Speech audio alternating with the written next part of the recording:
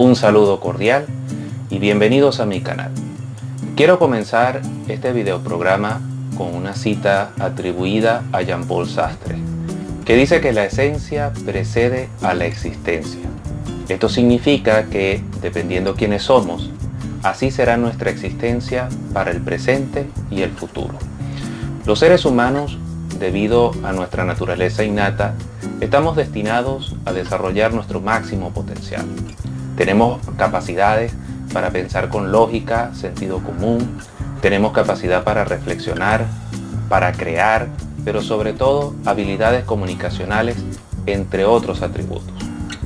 A lo largo de la historia, desafortunadamente, han surgido una serie de culturas y costumbres que han limitado esa capacidad de desarrollar nuestro máximo potencial, y ese es el motivo por el cual han surgido escuelas de pensamiento que van en contra del status quo o de los principios preestablecidos. De estas corrientes de pensamiento surge el nihilismo. En esta oportunidad, nosotros daremos una breve exposición acerca del nihilismo como corriente de pensamiento y cuáles son sus mayores exponentes, pero sobre todo, lo más importante, cuál es su idea fundamental. Abajo en la descripción les voy a dejar el link de donde saqué toda esta información y que sirvió de base para este video. Pero antes de comenzar, los invito a suscribirse a mi canal y activar las notificaciones para que estén al tanto de los nuevos trabajos que publico. También pueden visitarme en Facebook, Twitter e Instagram. Sin más preámbulos, comencemos. Nihilismo proviene del latín nihil, que significa la nada. Representa el rechazo a todos los principios religiosos y morales, a menudo en la creencia de que la vida no tiene sentido. También puede considerarse como una crítica social, política y cultural a los valores, costumbres y creencias de una sociedad, en la medida en que éstas participan del sentido de la vida. El término nihilista fue acuñado por el escritor ruso Iván Turgenev en su novela Padres e Hijos de 1862. Abro comillas. Nihilista es la persona que no se inclina ante ninguna autoridad, que no acepta ningún principio como artículo de fe. Son partidarios de las ideas vitalistas y lúdicas, de deshacerse de todas las ideas preconcebidas para dar paso a una vida con opciones abiertas de realización, una existencia que no gire en torno a cosas inexistentes. Los antecedentes históricos del nihilismo están en la escuela cínica, fundada en Grecia por Antístenes durante la segunda mitad del siglo IV a.C. Su mayor representante fue Diógenes de Sinope. A sus seguidores les empezaron a llamar cínicos, perro en griego, ya que sus comportamientos se asemejaban a los de un perro. Además que el lugar donde operaba dicha escuela era en un gimnasio a las afueras de Atenas, que se llamaba Sinosargo, que en griego significaba perro blanco. Los cínicos criticaban el orden y la moral de su época mediante sátiras contra la corrupción de las costumbres y los vicios de la sociedad griega de su tiempo, y practicando una actitud muchas veces irreverente. Antístenes vivía según su propia ley, o como decimos en la actualidad, vivía a su bola pues. Diógenes de Sinope, discípulo de este, optó por llevar una vida austera. Desde sus comienzos en Atenas mostró un carácter apasionado. Llevaba al extremo la libertad de palabra, se consideraba cosmopolita, es decir, ciudadano del mundo.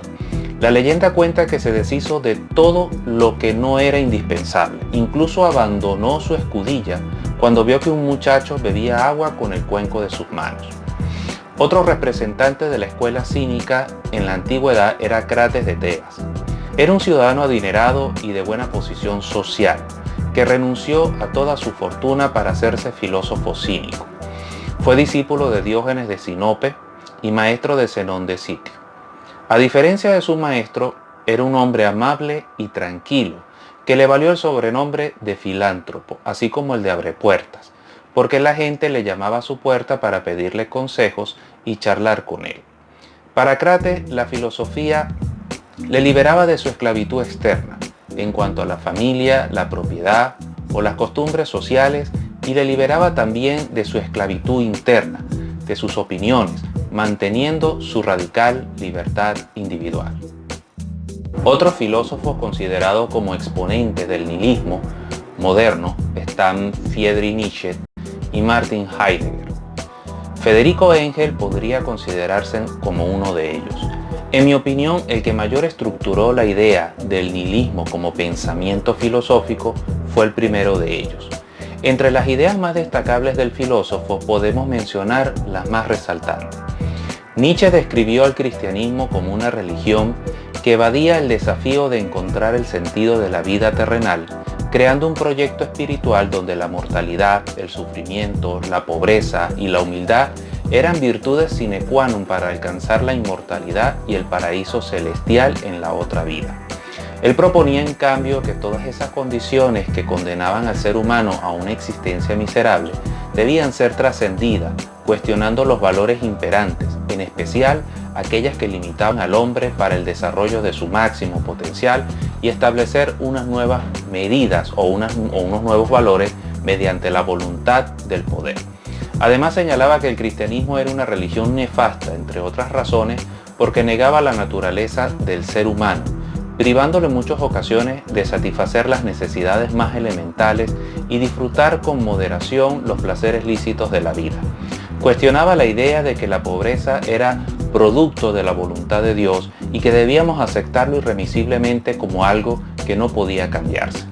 Consideraba el cristianismo como un movimiento que en esencia promovía la apatía y el conformismo, señalando que la salvación solo se alcanzaba aceptando y reconociendo a Jesús como su Salvador y Redentor, recibiendo así la absolución de todos sus pecados, como si esta religión le ofreciera una licencia, una patente de corso para pecar y causar daño al prójimo con la garantía de una condonación posterior.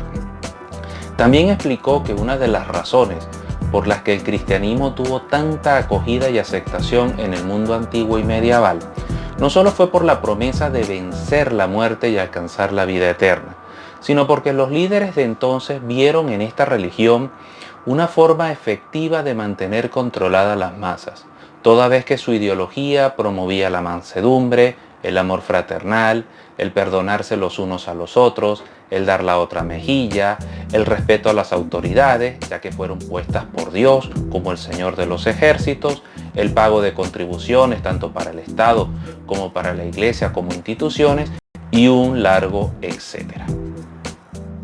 Nietzsche creía que el nihilismo era el resultado de la muerte de Dios e insiste en que debía ser superado dándole un nuevo significado a una realidad monista o reduccionista.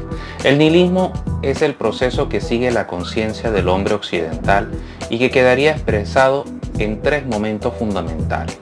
La primera, el nihilismo como resultado de la negación de todos los valores vigentes.